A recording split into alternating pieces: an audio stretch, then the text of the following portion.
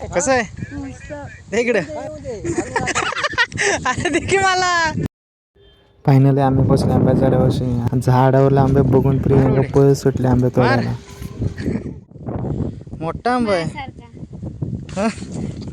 तोपर्यंत इकडे मामाने पण आंबे तोडायला सुरुवात केलेली होती. मग काय मामा झाडावर चढले आणि पाडाचे आंबे तोडून खाली टाकत होते. आणि आम्हाला भेटला झाडाला पिकलेला आंबा.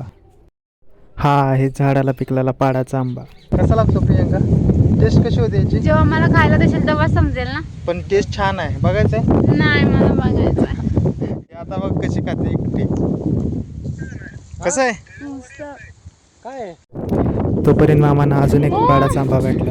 मला हवाय, मला हवाय. आता नाही तुला.